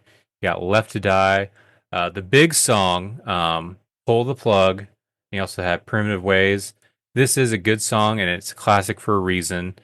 Cool vibe, but still not fully there for me. There's other Death albums I like more, but I understand why this is a classic because it is more that it's still meat and potatoes Death, but it has more of catchy songs, better production, more beefy tone. So I'm probably gonna give this one an 8.5. What did you check this one out? I did not listen to this one as much as I had hoped, but it didn't sound a whole lot different than the first one. I mean, I guess, obviously a little bit more kind of polished than the first album, but still kind of same, bar for me anyways. But I would probably give this one an 8 as well. Okay. Did I give an? I'm gonna give it an 8.2. I can't remember if I gave an 8.5 or 8.2, so I'm just gonna say 8.2. So 16.2, Always go lower. just to be careful. All right. So 2 years later, they released 1990s Spiritual Healing. So for me, this is I had kept hearing a lot about Death, so I just decided, all right, I'm gonna go check this band out. I always loved their album artwork. Um, like Leprosy, like this artwork, all these artworks are pretty great. So I just went to the store, was like, I'm gonna buy a Death album, and I'm gonna buy this one. And I bought it mostly purely for the art, because the art is awesome. If you can't tell, it's someone in a wheelchair. Looks like they're probably chemo of some kind. And it looks like one of those pastors has his head on his hand. Looks like he's about to slap the shit out of him. A bunch of people holding Bibles behind him, which in this time, back in the 90s, this was a big thing. Those televangelists with prophetic powers to do stuff. So I do like that vibe, especially if you look very closely. The pastor has some money spilling out of his pockets. So I love that kind of nice. like vibe, that in that detail of it. I love it. Kind of a slimy, greasy pastor, kind of scamming Sure. people, take advantage of Reminds weak me of people. the crazy looking dude that's going around as like the demon now. Kind of looks like a demon. Which one's that? I don't know. He's like a Telecaster. Or, Oh, I know who you're talking like, about. The guy who snapped at the porter. I don't know. He looks like this dude, like on the cover.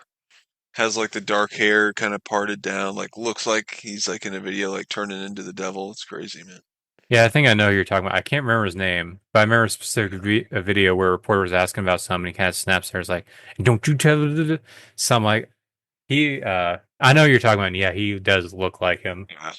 He looks nuts, man.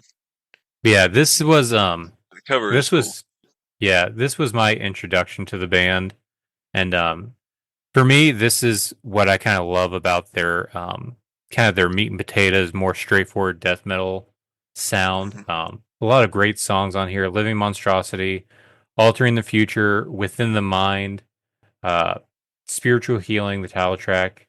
I do really like this album. Um, Also, when it comes to like guitar playing, uh, even though uh, Death is a big band, I feel like especially the early stuff, it's really simple if you want to learn on guitar, and because even Living Monstrosity, it's pretty simple, pretty straightforward. Pull the Plug on Leprosy is kind of the same. Which it might be a bad thing, but at the same time, I feel like, especially this time and also earlier stuff, I feel like that's kind of what makes kind of classic rock kind of stay more in the stays with people more, is like it inspires people to want to play more, has more of a easier stuff to do. So it kind of does have like that classic generational vibe to it a little bit, which might be might be a bad thing, but at the same time I kind of like it. It makes it stick with me a little bit more. But I do love this album. Even though I don't technically like some of the things they're talking about, like Living Monstrosities is about crack babies. Yeah, And has kind of a weird. What's that? I heard that like in part of the lyrics. It's like born addicted to cocaine or something Yeah, like that. I was like, what? there's some weird parts with the lyrics, especially the one part, she's a stupid bitch. That Yes. part was a little weird. But I don't mind it. And then Altering the Future is about Keeping it real. abortion. Abortion when it is Yeah. needed. Yeah. Yeah. Like he's I not remember hearing that hiding too. what he's talking about at all. Just straightforward, is like, this is what I'm Yeah. talking about. Yeah, it's pretty funny. Yeah, I still do like this album, so I'm probably gonna give this one a 9. What's your thoughts on this album? Yeah, I dig it too, man. I like how they kind of play around with the songs more. It's not like, I don't know, this band never seems like they were ever boxed into a genre. It Mm-hmm. seems like they kind of stray and veer, and even song speeds, man. I feel like the album flows pretty good. They have some fast stuff and then they kind of slow it down and, pick it right back up too. Some of the transitions are still a little sticky, but I think it's a good album. But probably still not my favorite. But it is like getting better for me. So I don't Mm-hmm. know. I'd probably give this one an 8.5. Okay, I'm gonna have to move some stuff after a while because I know 17.5 probably won't be the highest. All right, so after this album came out, there's a little bit of drama and controversy with the band. So previously, Chuck had issues when it came to touring in Europe. In fact, Mm, I want to say even created a little bit of strife with, I think it was Creator. Because he was, not only was Chuck the mastermind and brainchild, or the brains behind Death, because he would pretty much write everything, and it was his band, but he was also kind of the manager as well.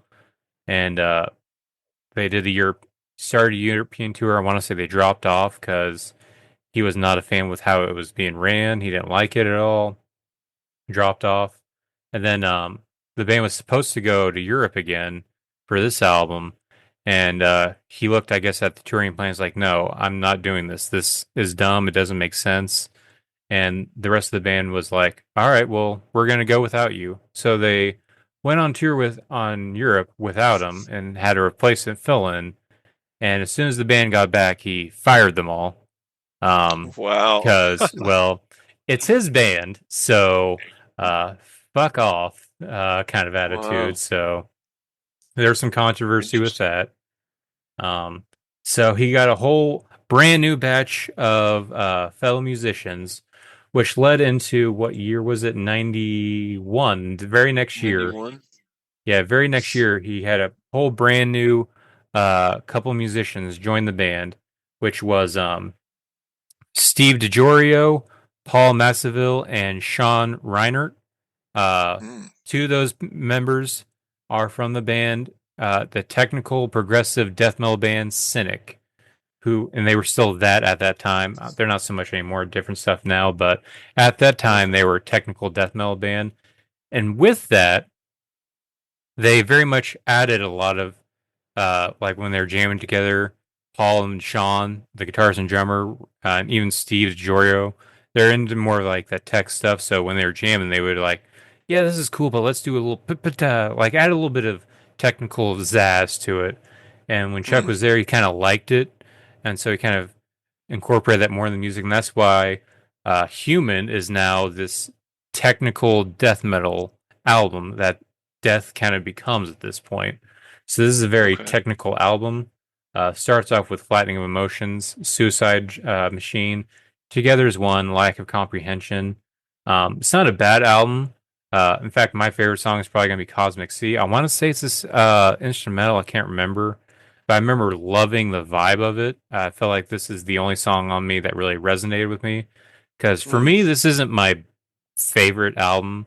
Uh, because I wasn't really too into the tech stuff. I feel like the tech stuff gets better, but that's just my personal taste. Death has a huge fan base, so I know there's a lot of human fans in the hmm Death Army or whatever you want to call it. I've seen a lot of people say this is their best favorite album or it's the best album. For me, it falls a little bit. So I'm probably gonna give this one a 7. What's your thoughts on this album? So this is actually my favorite Death sound, man, and Really? yeah, I actually really love this album, dude. I think Okay. it kills.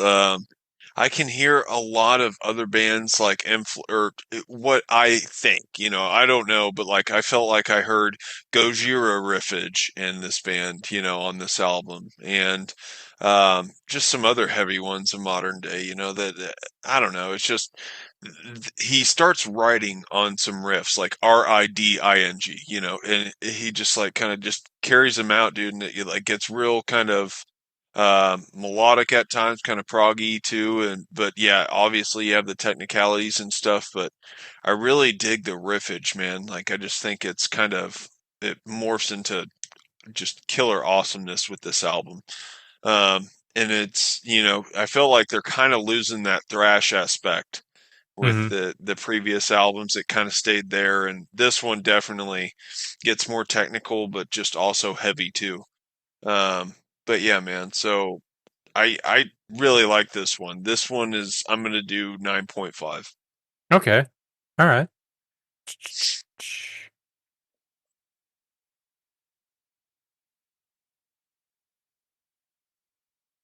9.5. Okay. Gotta do math. 16.5. All right.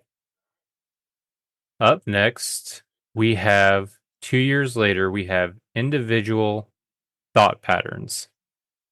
This is one, I feel like I see less people talk about this one, but the ones I do see talk about that it is their favorite one. It's kind of few and far between. There Hmm. are some.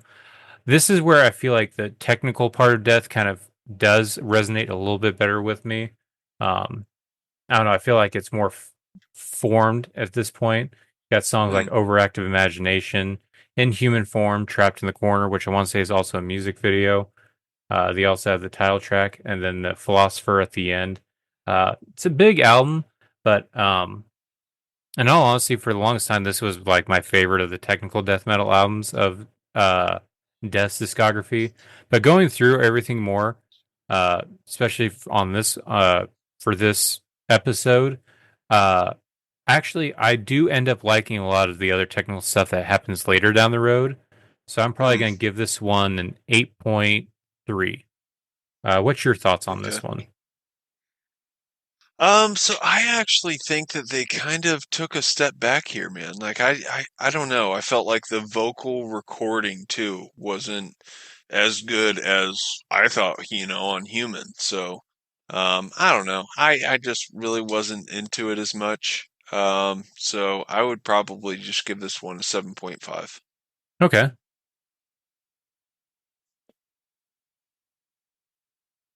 Actually, wait, no, that's a 16. So it's tied at 4 with Scream Bloody Gore. All right. Up next, we have Symbolic 1995. This is a big one.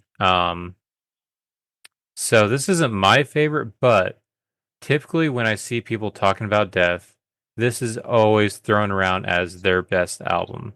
For me, it's not, but going through it again, I'm liking it a lot more than I originally did. Where is it at? Why can't I find it now? There's Human. Where's Symbolic? Come on. It's a Come sick on. riff, man, in that song. Yeah, this album actually stuck with me a lot more this time through. A lot of good songs on here. You got Symbolic, Zero Tolerance, Sacred Serenity, Thousand Eyes, Crystal Mountain, which is another huge one. This this song I remember hearing from the drummer of it. I think Richard Christie. He kind of he does the Death to All, which is like a cover band of like band members who used to be in the band. He did a YouTube class with a bunch of kids, kind of like getting them interested in like music and performing. So he had the kids who could play instruments learn the song with him, and he played. So it's a Nice. bunch of kids doing a cover of Crystal Mountain, which Oh was wow. actually fucking sick. And it kind of made me want to check out Symbolic. That was But cool. yeah, this listening to it this time through, I do like this album a lot better. I feel I like think this this is Gene Hoglan too. is it Gene Or Hoglan on Hoglan. this one? Yeah, I think so. I think Let you're me right see. on this one. I think Richard Christie was only on the next album. Yeah, that would make I got, sense. I got the members right here. I feel like you can also hear it, man. Like his drumming is like kind of pretty clicky, I think. But Yeah, yeah, it is Hoglan.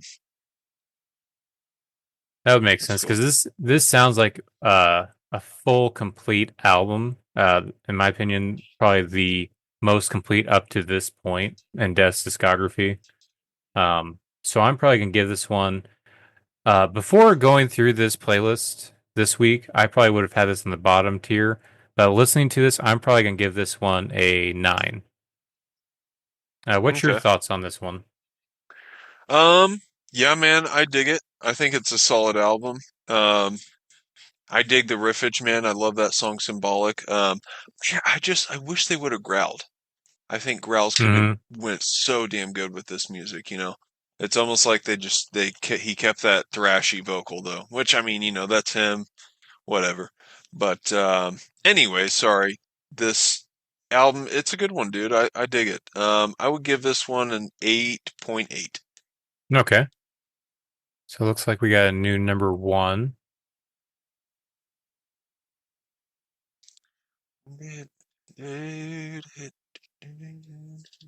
All right.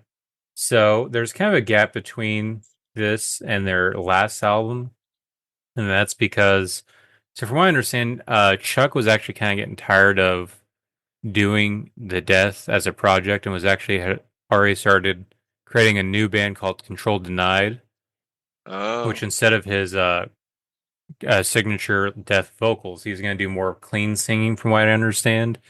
huh. But from what, if I remember right, because it's been a while since I've seen the documentary Death to All.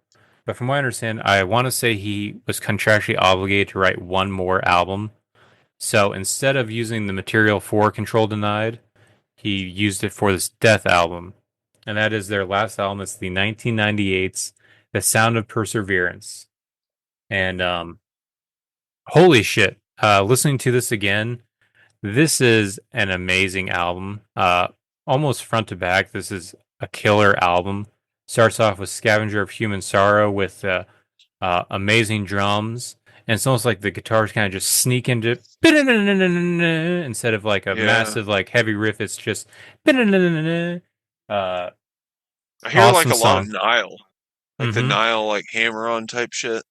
Yeah, this is the most crisp sounding album, and obviously, I think inspired a lot of bands. You got Bite the Pain, you got the awesomeness of Spirit Crusher on it, killer riff, even with the bass. Kind of, I want to say the bass kicks it off.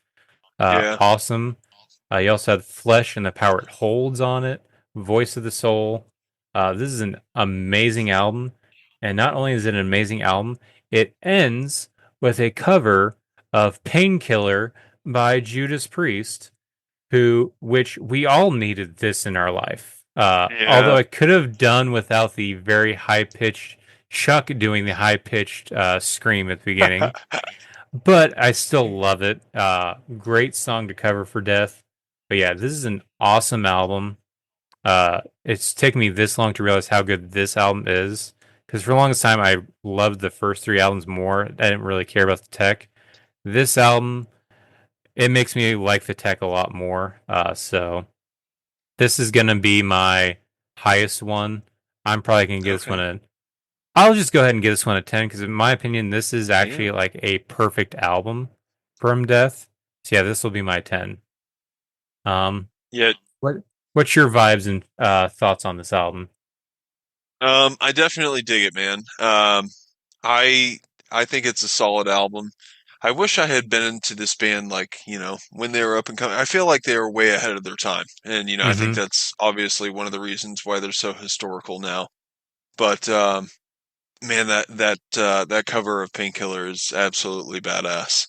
Mm-hmm. Um, it's just a reminder of how sick that song is in general. But yeah, dude, I dig it. I think it's definitely got its strong points, but it holds up.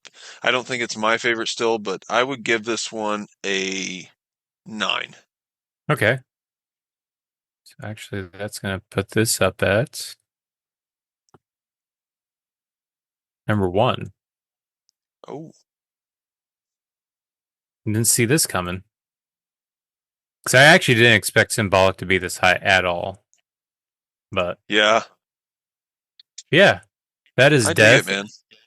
So not only, because one thing I forgot to bring up, not only does the band's sound progress with every album, so does their Mm, logo. If you notice, I can't remember if it was in the documentary or where I heard it from, but then at some point I was like, oh, it does. Because I love the Death logo, especially the original. Very much looks like a metalhead just doodling in their binder at school and stuff with the right. Reaper head, the spider web, and the spider dangling off it, and even the T being the upside down cross. But as the albums progress, it slowly gets more and more Kind of sleek. cleaner. Mm-hmm. Yeah, Until the very end, to where nothing is reckoned. Like the font is still the same, and there's still a sickle, but everything else is gone. Um, so I know I do yeah. It's like that aspect a little bit. very crisp looking. It's a modern, Mm-hmm. more modern. It's kind of opposite of what metal bands used to do. Like there for a minute, they were coming out with their sick logo, and then they would come out with like it looking extra drippy and oozy, like a year or two later, and then it would just get Mm-hmm. more disgusting. But Yeah. yeah, Yeah, Cannibal Corpse is a perfect example of that, where it kind of had yeah, their original one kind of looked like a slasher movies title, and then they changed it yeah, to where it was just a bloody font dripping, like you were saying. To where Death is yeah, where it kind of aged, it kind of got more mature with Chuck as time went on, and then yeah, sure. post Sound of Perseverance, Chuck folded Death and then created Control Denied. I want to say they released an album. Then I want to say it was in 2001. I want to say he died of I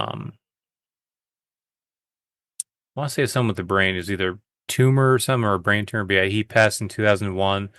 So now we have all these we have Death to All, which is kind of the cover band of Mm, previous members. Then you have, I mentioned it last episode, Gruesome, which is kind of like a collection of different death metal musicians fronted by the guy from Exhumed, kind of paying more homage to the early stuff of Death. So Death is a huge band, uh, very much the blueprint for what death metal is nowadays. Yeah, this is our rankings. At number 1 with 19, we got Sound of Perseverance. Number 2, we have Symbolic with a 17.8. Number 3, we got Spiritual Healing with a 17.5. Human with a 16.5. Leprosy with a 16.2. And tied with 16, we have Scream Bloody Gore and Individual Thought Pattern. How do you feel about this? nice. I dig it. Hell yeah. But yeah, Awesome. that is our death discography. So yeah, We did it. um, what shall I do next? I feel like it's your turn to pick now. Um, okay. Just for shits and giggles, I'm gonna throw a band in there in the ringer. Um, I'm trying to think if I have another one to go with. Okay, I got 2 deathcore bands for you. One's for Okay. shits and giggles. The other is because I like them, and I'm trying to force you into liking them. So the first for shits and giggles is Oceano, Okay. and the second is Despised Icon. My God. 2 heavyweights. Oh, which one is which? How many albums does Despised Icon have? um, it's I want to say both bands might be comparable. Because I 5 or know, 6. I know of Ills of the Modern Man and Beast and Purgatory. Those are the only ones I know by Despised Icon. Yeah. Let's see. I went to Oceano first. 1, 2, 3, 4, 5, 6. Oceano has 6.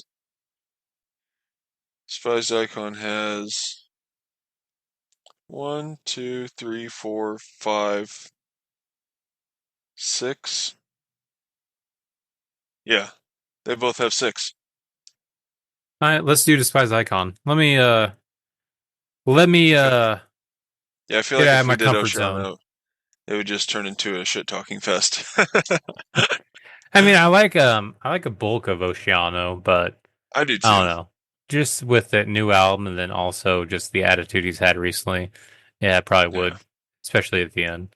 Yeah, let me do let's do Despised Icon. I kinda like getting out of my comfort zone a little bit when it comes to this stuff. Sweet. So yeah, Okay. Despised Icon. The Nice. OG deathcore. Hell yeah, man. Dudes are sick. Hell yeah. Yeah. That's all I got for my end. I can't remember who is coming out with new albums next week. I want to say we have 1 or 2 big ones coming up next week. I know the week after is some big ones because we have the Shit of God from Behemoth.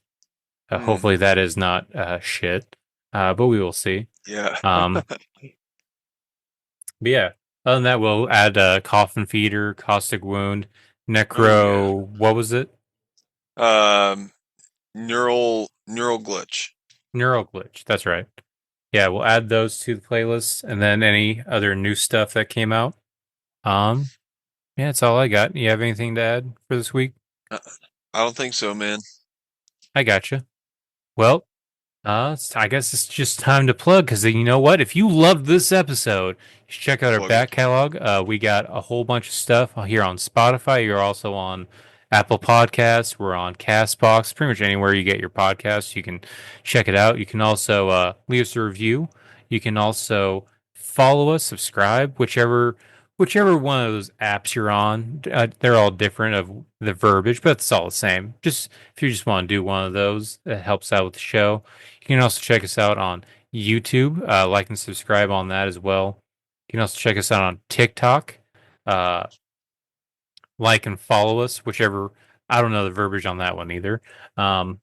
Check us out on Discord, or you can even just email us directly.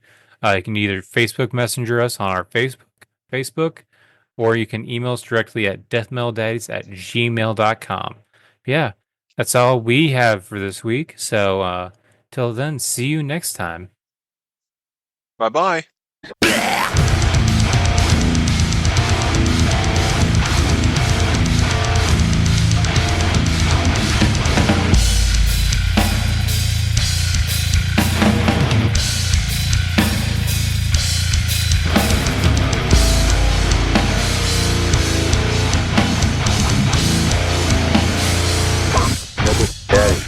Having to deal with all these Yeah. other people who are tired. Yeah, It's it sounds great. like a fucking pain in the ass, yeah.